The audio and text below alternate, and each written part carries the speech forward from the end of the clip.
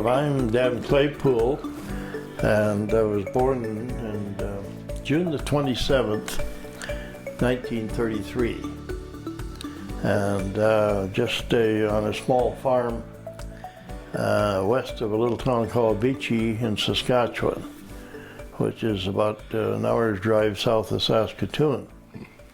My folks were pioneers my mother was born in Wisconsin, my dad was born in Minnesota, and they came up in the 1900s because of the free land at that time. And so they settled in Beachy and homesteaded there. And the railroad came from Saskatoon to Beachy in 1910. Prior to that, they had to bring their supplies from Herbert, Saskatchewan, across the South Saskatchewan River, either wading it or on a ferry. And they hauled their grain 60 miles south northwest to a town called Wisden. My folks had 13 children. They raised 12, and the one boy died of infantile paralysis, which nowadays is polio. Oh, right. And so they did raise 12, 9 boys and 3 girls. Mm-hmm. So I was the tail end, I was the last one. And so my memory of the dirty 30s starts when I was about 4 years old. Mm-hmm. And I could start remembering the dust storms, the grasshoppers, my folks with no money, and trying to raise a bunch of children. Of course, my older brothers could help work on the farm and help bring in some type of cash. But you were raising mostly cattle and that sort of thing? We had mixed farm. We had cattle. We milked 19 head of cattle by hand, and so that you need a lot of milk for 12 kids. Mm. And we had sheep, we had pigs, and we had chickens. So consequently, when everybody was short of food and short of money during the recession from 29 to 39, our folks would haul water from the well out onto the potatoes and the grocery and the vegetables. And so in the fall, my dad there was no power, no electricity, no refrigeration. So we always waited till it got cold, and he would kill a pig and a beef. And my mother would then bring in the garden and the potatoes, and she would can all this in 2-quart sealers, and we called it boiled dinner, and that's what we ate the rest of the winter. And that's why today I'd just soon have a stew as a beefsteak, because that's what we were raised on. So. Yeah. Sort of strong beef stew, right? Yeah, that your mom would put together. Potatoes, carrots, and turnips. Yeah, my mom did a similar thing with beef stew, and it was just wonderful. Yeah, it gets to be a standard. So. Yeah. And of course, the weather at that time was there was no crops because there was no rain for 10 years. Oh, right. And that was the dirty 30s, as they called it. And one thing was Russian thistles. There was Russian thistles, and they were the great big round thistles, and they could live where there was no water because their root went down almost to the water. Yeah. And my dad and all my older brothers cut those green and put them up, and that's what they fed the sheep all winter because there was no hay. And so they would eat thistles, would they? They would eat it. The cows wouldn't. They had to try and find enough hay and grow enough grain so it'd keep the cattle going. Yeah. My mother was from Wisconsin, and so with the extra milk after all these 12 kids drank it and the pigs got their share, she would make cheeses like they did in Wisconsin. Mm-hmm. And that was what we used to barter with all the other neighbors for the other food that we didn't have, was those big round cheeses. Yeah. And some of the German families would grow cabbages and make it into sauerkraut, and we'd trade with them. Yeah. The other German family would grow dill pickles or cucumbers and big dill pickles, and we would.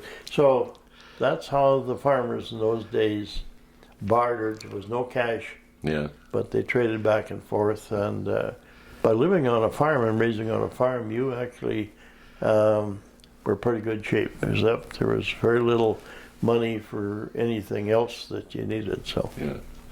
And you had the Sears catalog and the Eaton's catalog. Eaton catalog, and you went through it. And of course, the other thing is we had sheep. Yeah. And so we would shear the sheep, and they would send the wool to Fairfields and Sons in Winnipeg. There was no money, and so the Fairfields and Sons would take half of the wool for the cost of spinning the other half into wool. Mm. And then they would make skeins of wool and ship them back. And my mother would then knit all these skeins of wool into all our clothing. And little did we know, but about July, my mother would start knitting, and she would knit mitts and socks. Come Christmas time, there was no money for presents, but each one of us either got a pair of knitted mitts or a pair of knitted socks. And I'll tell you, we were really proud of. And you'd share your pants, right? Cause, absolutely. Yeah, the older brother would get them. I'd watch my older brother crawl a barbed wire fence and say, "Be careful, because those are going to be my trousers." And, if he happened to rip them, mother had to put a patch. Mm. And I remembered where that patch come from when they got down to me. So, yeah. Yeah, I had a similar thing. You know, my parents were poor, and but certainly sound better off than you were. And we would get new jeans. We'd get 2 pairs of pants at the beginning of school, right? Yeah.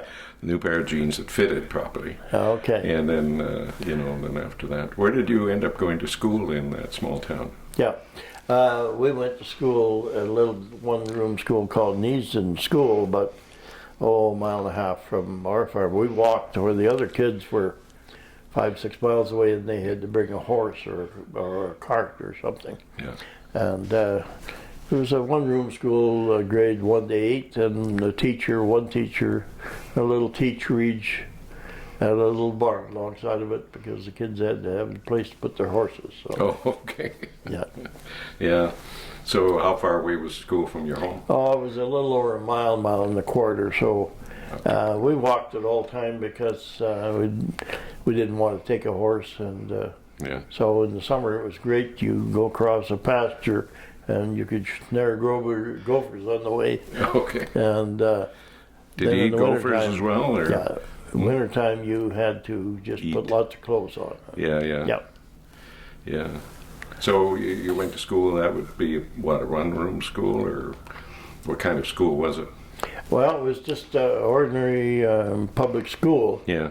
And of course, with a one room, all the kids and all the grades are all in the same room, mm-hmm. and the teacher, of course, has to teach all those grades. Right. So you made out okay in that system? Well, by the time I come along, all my older brothers and sisters had gone to this school. Yeah. And by the time that I come along, and a lot of my brothers and sisters had all moved away and got jobs, and the school was starting to have smaller classes all the time, smaller people. And so by the time I got to grade 4, we were down to about a half a dozen pupils, and they decided to close the school. Mm. And so consequently, I had to start taking correspondence courses for the rest of my education, and up to about, finally got up to about grade 8 with correspondence courses. And after that, I took most of my education by taking courses here and there. Mm-hmm. And managed to get your grade 12 at some point, eh? Yeah, never got up to grade 12. No. Got to about 10 and a half, and then later on when I joined the oil industry, I took a correspondence course in diesel mechanics, and by this time, of course, I had learned how to learn through correspondence courses. And then later on in my oil patch history, I took a gas diesel first, and then a gas and oil technology course by correspondence, and that was really where I got the rest of my education, of course. Now, going back to your parents and grandparents, your parents were born in the States, and they came up north. What brought them up to the Land. Land? And how much land would they've got? Well, at that time you could homestead, and you've got a quarter of land, and I think it cost you $20, but you had to improve it by a certain thing, and build a house and break so much land within a period of time, which I think was 1 or 2 years. And if you did all this, you ended up with title to the land. And then they had another term called preemption. You could prove up the preemption of the next quarter if you'd done all this and end up with 2 quarters of land. But of course, most people only ended up with 1 quarter because there was a lot of work had to be done. And you got to remember, there was no machinery. Everything was done by hand. Yeah. And so you would have had horses and ox or something? Everything. My dad started with oxen and then switched over to horses. And he kept farming with horses till 1939, and that was when he traded the horses in for his first tractor, a Model D John Deere. Yeah. And no truck or anything like that, or car? No, you did everything by horses. You went to town and... You went to town and back, or you walked. Yeah. A lot of times you didn't bother taking a horse. If you had to go someplace, you walked. Yeah, yeah.